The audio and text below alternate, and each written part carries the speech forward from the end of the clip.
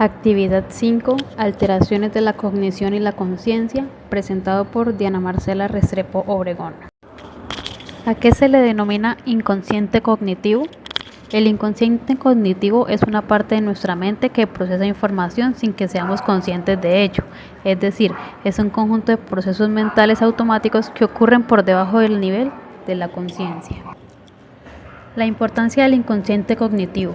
Aunque no somos conscientes de ello, el inconsciente cognitivo influye en gran medida en nuestras decisiones y acciones diarias. El inconsciente cognitivo funciona mediante una serie de atajos mentales que nos permiten tomar decisiones rápidas y eficientes sin tener que procesar toda la información disponible. El inconsciente cognitivo está presente en muchos aspectos de nuestra diaria vida. Por ejemplo, cuando elegimos un producto en el supermercado porque su envase es más atractivo, cuando comemos, cuando nos afeitamos, cuando nos lavamos las manos. Todo cuando tomamos una decisión en base a nuestra intuición. Negligencia atencional, también conocida como negligencia visual o heminegligencia. Es un trastorno neuropsicológico que se caracteriza por la falta de conciencia o atención hacia uno de los lados del espacio o del cuerpo. La persona que experimenta negligencia atencional tiene dificultades para procesar o responder a estímulos que se presentan en el lado afectado. Es importante destacar que la negligencia atencional se genera causada por lesiones cerebrales, especialmente en el hemisferio derecho del cerebro. Puede ocurrir como resultado de accidentes cerebrovasculares, traumatismos craneoencefálicos, tumores cerebrales u otras condiciones neurológicas. Tipos de negligencia atencional. Está la negligencia espacial unilateral. Se refiere a la falta de atención hacia uno de los lados del espacio, ya sea el izquierdo o el derecho. Las personas con negligencia espacial unilateral pueden no prestar atención a objetos, personas o eventos que se encuentren en el lado afectado. Por ejemplo, si en una mesa hay varios objetos dispuestos en ella, la persona puede notar fácilmente los objetos ubicados en el lado derecho de la mesa, pero no prestar atención a los objetos que están al lado izquierdo. Si se le pide que señale un objeto específico en la mesa, es probable que solo seleccione los objetos del lado derecho y omita completamente los del lado izquierdo. Con este ejemplo ilustramos cómo la negligencia espacial unilateral puede afectar la percepción y la atención de una persona hacia un lado específico del espacio, en este caso el lado izquierdo. Negligencia somatosensorial unilateral. En este caso, la falta de atención se dirige hacia una parte del propio cuerpo. Las personas con negligencia somatosensorial unilateral pueden tener dificultades para reconocer o responder a estímulos táctiles, térmicos o dolorosos en el lado afectado. Un ejemplo puede ser cuando se le dice a una persona que se vistan y se ponen ropa en el lado derecho y el lado izquierdo del cuerpo queda desnudo. También pueden tener dificultades para comer alimentos del lado izquierdo del plato o para utilizar el brazo o la pierna izquierda de manera efectiva. Negligencia motora unilateral. Este tipo de negligencia implica una falta de atención hacia los movimientos o la actividad en el lado afectado.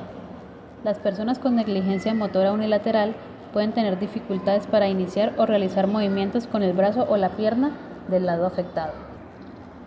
Negligencia visual unilateral. Este tipo de negligencia atencional se refiere a la falta de atención hacia un lado específico del cuerpo, del campo visual.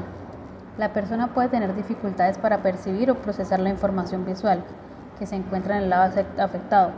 Por ejemplo, no reconocer objetos o personas que están en su lado negligente.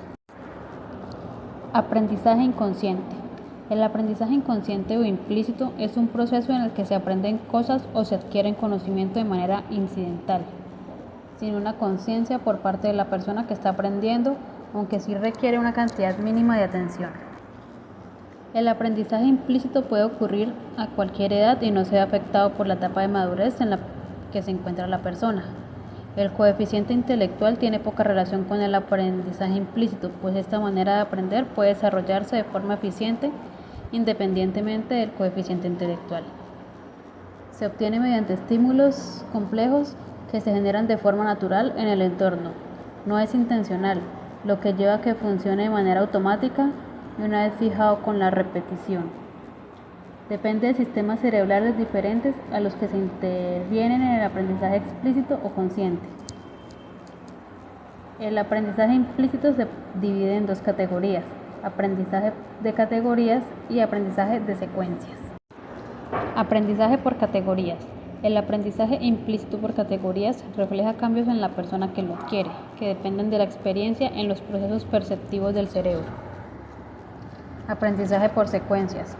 El aprendizaje por secuencias implícitas permite aumentar la velocidad de ejecución en una actividad o proceso, y eso sucede gracias a la repetición de movimientos en secuencia. Este tipo de adquisición de conocimientos depende de los cambios que se generan en las regiones del cerebro que controlan las habilidades relacionadas con el movimiento. Ejemplos de aprendizaje implícito. La natación. Las personas que nadan con frecuencia desarrollan su capacidad pulmonar inconscientemente, como resultado de la actividad física constante, de manera que reciben mayor cantidad de aire que una persona regular. Y como otro beneficio, cuentan con una mayor resistencia al humo y a la contaminación. Los tenistas. Para que un atleta pueda mejorar en sus puntos débiles al jugar tenis, la persona que lo entrena le enviará las pelotas sin decirle cómo las va a enviar, para que su cuerpo reaccione de manera natural y actúe de acuerdo con los estímulos, aprendiendo distintas habilidades sin ser consciente de ellas. Hablar. Uno de los ejemplos más básicos de aprendizaje implícito es el habla, pues aprendemos a hablar al escuchar a las personas a nuestro alrededor. Este proceso ocurre de manera natural sin que nos demos cuenta cómo vamos adquiriendo el lenguaje. Al memorizar la letra de una canción, cuando la escuchamos muchas veces, es usual que aprendamos la letra y la melodía, lo que lleva a que podamos tararearla y cantarla, sin realmente ser conscientes del aprendizaje obtenido. Memoria inconsciente. Hace referencia a la capacidad que tenemos para procesar y retener información sin que se realice de una forma consciente. Son actos que se realizan de forma repetitiva y continua, que requieren atención, pero no son directamente accesibles a la conciencia. Las pruebas usadas para evaluarla son pruebas indirectas, también llamadas pruebas incidentales o automáticas, que no hacen referencia a la necesidad de recuperación consciente de la información. La disociación. En la perspectiva de Pierre Janet, en relación a síntomas neurológicos funcionales, es la pérdida de síntesis y asociación de las funciones psicológicas. Hay una separación de dichas funciones, tanto de sí mismas como de unas de otras. Por ejemplo, la memoria de un movimiento de sí misma y la memoria de un movimiento con la idea de movimiento, dando lugar entonces a una parálisis. Eso se debe a una debilidad de síntesis mental, ya sea adquirida por una idea fija o de causa congénita. Disociación es además el alejamiento de la conciencia, tanto de funciones psicológicas como ideas fijas, debido al estrechamiento del campo de la conciencia, ya que ésta no puede contenerlas y son relegadas al subconsciente. Por último, disociación es la forma de una conciencia nueva tanto por una idea fija como por la debilidad de síntesis y el estrechamiento del campo de la conciencia. Esta es el subconsciente que contiene el trauma, el cual es representativo en diversos sistemas. La disociación permite al organismo reaccionar frente a traumas que lo sobrepasan. Así, los recuerdos de este se apartan de la conciencia, evitando el sufrimiento, pero afectándose a través del síntoma generado.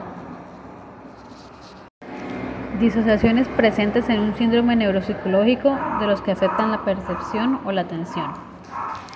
La amnesia disociativa. Se refiere a la disociación de recuerdos, como la incapacidad de recordar eventos que se experimentaron personalmente. A menudo esto ocurre como un mecanismo de defensa donde la mente de las personas bloquea eventos traumáticos del pasado.